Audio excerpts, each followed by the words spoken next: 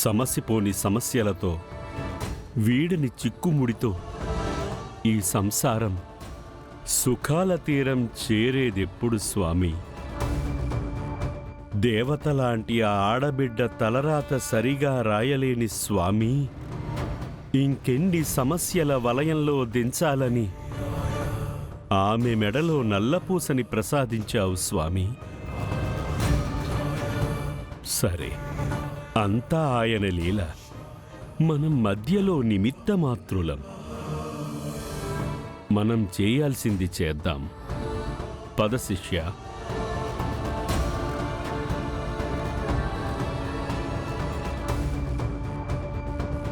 మావయ్య, స్వామివారు వచ్చారు. నమస్కారం.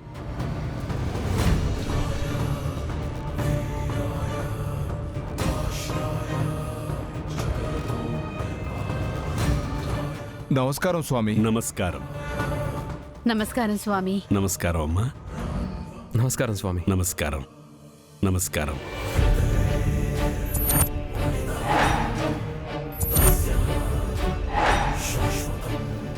అమ్మా, స్వామీజీ వచ్చేశారు.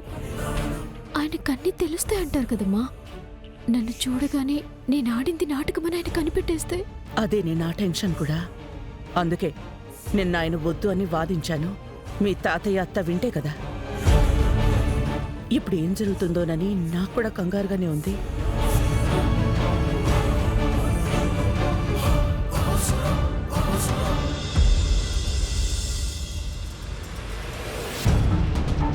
అమ్మా పద్మాక్షి, స్వామివారు వచ్చారు రా అమ్మా. ఆ నానా,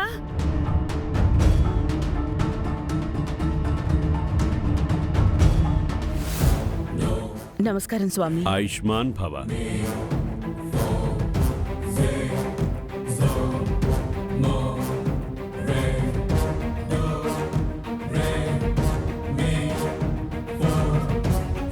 నన్ను చూసేశారు. స్వామి, చాలా రోజుల నుంచి మీకోసం, మీ రాక కోసం ఎదురు చూస్తున్నాము. కాశీలో 6 నెలలు ఉండి వచ్చానమ్మా. మీరంతా కుశలమేనా? బాగానే ఉన్నాము స్వామి. కానీ మీరు లేని సమయంలో ఇంట్లో చాలా సమస్యలు వచ్చాయి.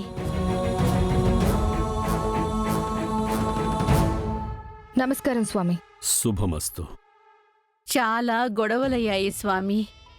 అప్పుడు మిమ్మల్ని సంప్రదించాలని చూసినా మీరు దొరకలేదు స్వామి. మీకు చెప్పాల్సినవి కూడా ఉందమ్మా. రాముల వారి కళ్యాణం చేసిన తరువాత మీ సందేహాలన్నీ నివృత్తి చేసే వెళతాను.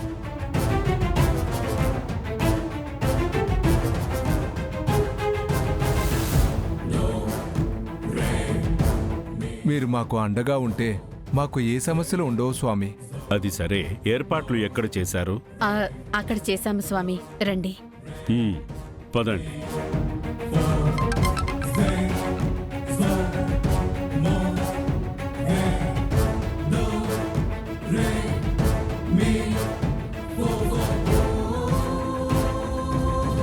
విహారీ ఏంటి ఫోన్ చూడగానే ఇరిటేట్ అవుతూ వెళ్తున్నాడు?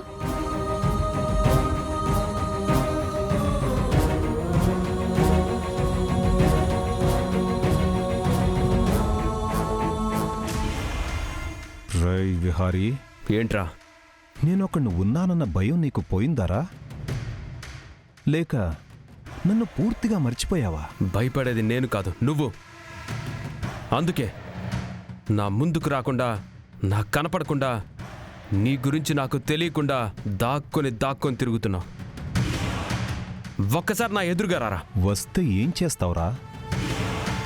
ఏం చేస్తానో, నువ్వేమైపోతావో నాకు కనపడితే నీకప్పుడు తెలుస్తుందిరా. కోపం నీకు కట్టలు తెంచుకుంటుందే. నీ కోపాన్ని భద్రంగా అలాగే దాచుకో. నీ ఆవేశాన్ని అణిచిపెట్టుకో. అవును, ఇంట్లో శ్రీరామనవమి సంబరాలు చేస్తున్నట్టున్నావు కదా? రై, నన్ను ఫేస్ చేయడానికే నువ్వు భయపడేవాడివి. నువ్వు పిరికొడివిరా. నీకెందుకురా, మేమేం చేసుకుంటే?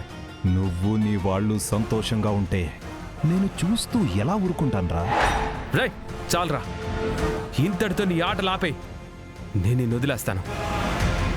అంత తేలిగ్గా ఎలా వదిలేస్తాననుకుంటున్నావురా? మీరు ఏడుస్తుంటే అది చూసి ఆనందపడేవాణ్ణి. మిమ్మల్ని సంతోషంగా ఎలా ఉండనిస్తాను? రాయ్, జీవితంలో నాకు తెలిసి నేనే తప్పు చేయలేదు. నీ విషయంలో మాత్రం నీ గురించి తెలుసుకుంటాను. నువ్వెక్కడున్నా నేను వెతుక్కుంటూ వస్తాను. నా చేతులతో నిన్ను చంపేసి నేను మొదటి తప్పు చేస్తాను. దానికి నేను ఎలాంటి శిక్ష అయినా అనుభవిస్తాను. ఇదే ఆవేశం, ఇదే టెన్షన్ నీలో ఉండాలరా. అదే నా తాపత్రయం కూడా. ఇలా ఉండకుండా నీలో ఆనందాన్ని చూశానే అనుకో, నాకు మనశ్శాంతి ఉండదు. రే, ఏం చేస్తావురా? ఇప్పుడు నువ్వేం చేస్తావు? చెప్పేస్తారు మరి. నేనేం చేయబోతున్నానో నువ్వు తెలుసుకోలేవు. నీకు కౌంట్ డౌన్ స్టార్ట్ రా. ఈసారి ఎవరిని టార్గెట్ చేస్తానో తెలుసుకో. ఎలా కాపాడుకుంటావో వెళ్ళి కాపాడుకో. ఈరోజు ఇంట్లో నువ్వు విషాదాన్ని చూస్తావురా. రేయ్, చంపేస్తానా నేను? విష్ణు విహారీ, ఆవేశపడింది చాలు. వెళ్ళి మీ వాళ్ళని కాపాడుకో. రేయ్,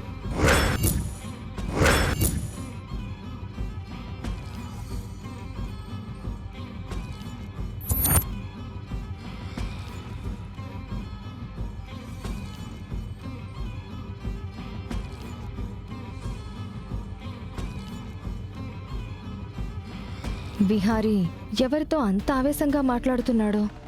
విహారీ మాటలు చూస్తుంటే అవతలివాడు విహారిని బెదిరిస్తున్నట్టున్నాడు. వాడు ఎవరై ఉంటాడు? మొన్న ఆ లక్ష్మిని ఇరికించింది వాడేనా? వాడెవడో తెలిస్తే నాకు ఉపయోగపడచ్చు. ఎలా వాడి గురించి తెలుసుకోవడం?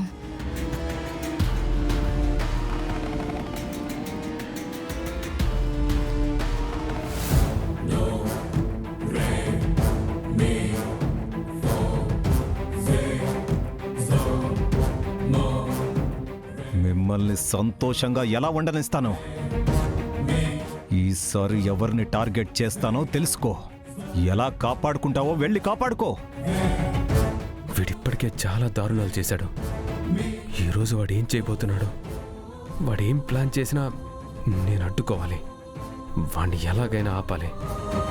ఈ శ్రీరామనవమి రోజు వాడి ఎత్తులు పారకుండా చేసి వాణ్ణి నిలువరించి వాడెక్కడున్నాడో తెలుసుకోవాలి.